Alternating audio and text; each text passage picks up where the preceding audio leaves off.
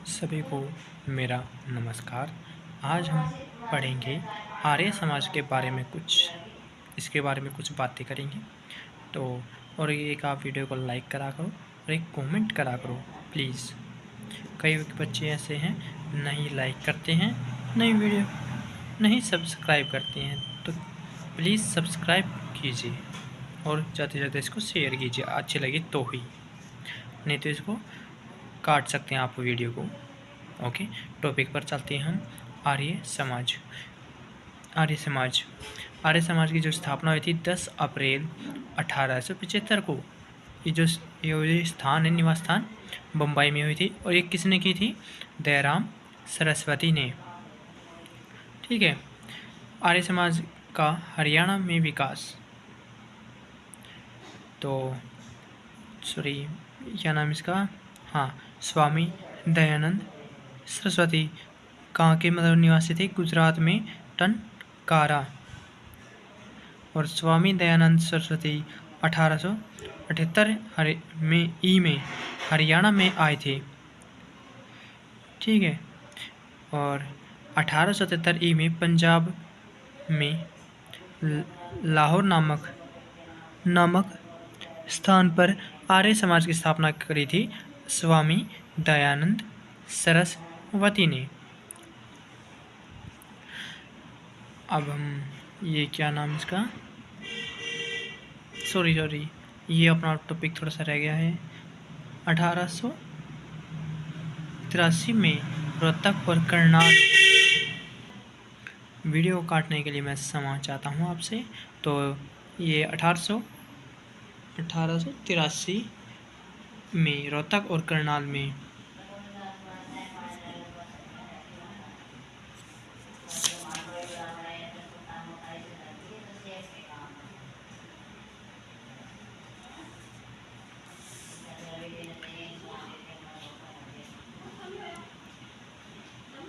हाँ, इसका ये शाखा खोली गई थी आर्य समाज की 1800 रोहतक और करनाल में। आगे ध्यान। तो आर्य समाज के सिद्धांत के बारे में आपको मैं बताता हूँ। आर्य समाज के सिद्धांत आप लिख सकते हैं चाहे तो, पर इतने वो नहीं है, चाहे तो आप लिख सकते हैं। जो मैं आपको बताता हूँ, जो मेन लगे वही लिखे। ठीक है। ऐसा नहीं कि आप वही पूरी बुक कॉपी को पढ़ते हैं, तो मैं शॉर्ट नोट्स बनाऊँ बिल्कुल, इसलिए मैं आपको इसका बता देता हूँ। तो आर्य समाज के प्रमुख सिद्धांत इस प्रकार थे। ईश्वर परम ज्ञान का अर्थ होता है।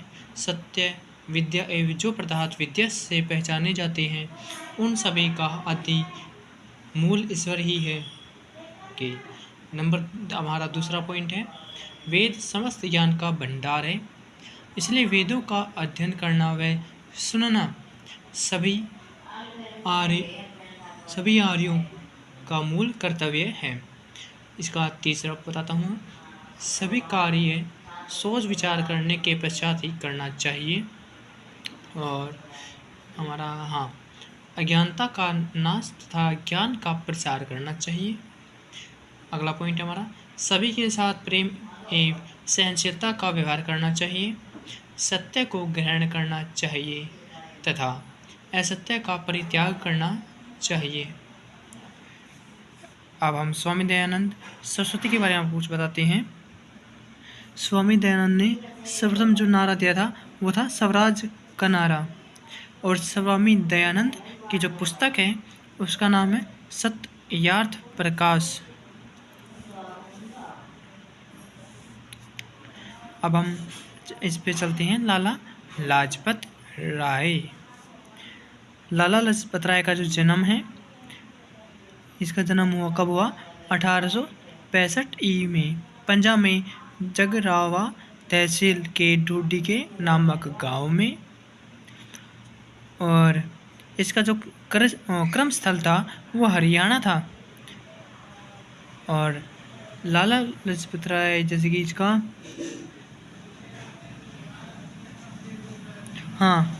लाला लाजपत राय ने स्थापना आर्य समाज की थी। ये 1886 में हिसार में की थी। ठीक है। और 1884 में रोहतक आए थे लाला लाजपत राय। तो ये टॉपिक हमारा होता है कंप्लीट। अब हम चलेंगे नेक्स्ट टॉपिक पर। तो आप सभी बच्चे अगर वीडियो में कुछ कमी लगे तो आप बता सकते हो, और वीडियो को लाइक करा करो, वीडियो को कमेंट। ठीक है, अब हम अपना जो नया टॉपिक है उस पर चलते हैं।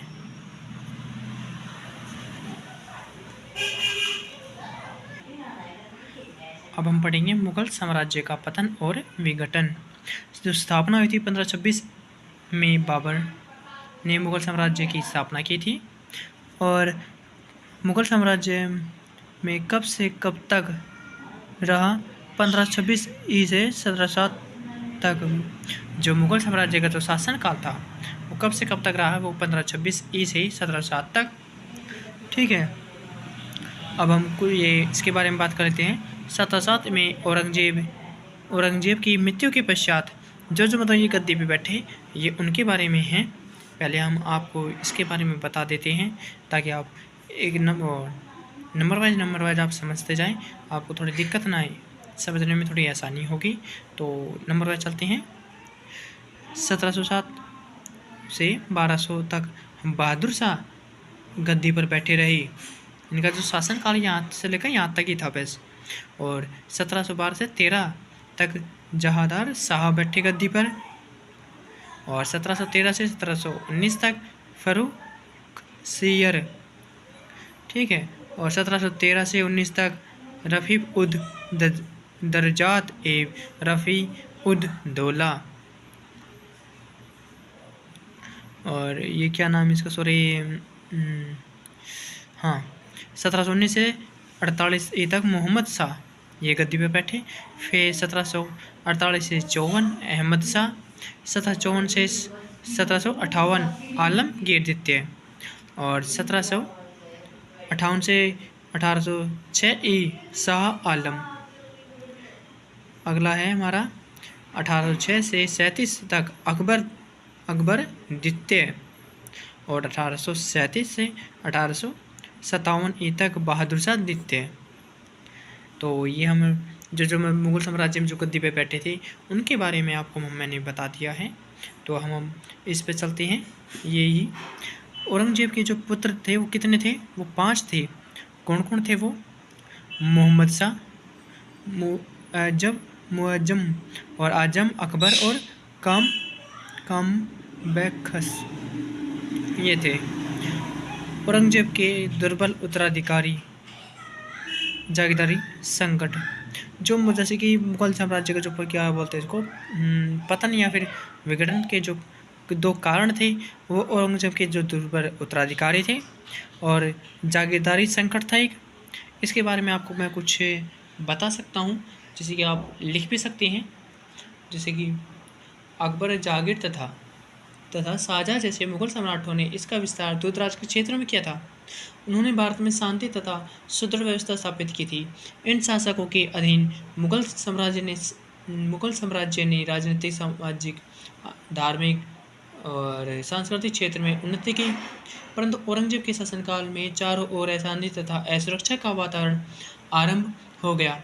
औरंगजेब की मृत्यु के पश्चात सभी मुगल सम्राट अयोग्य सिद्ध हुए। जो ये मुगल सम्राट थे अयोग्य सिद्ध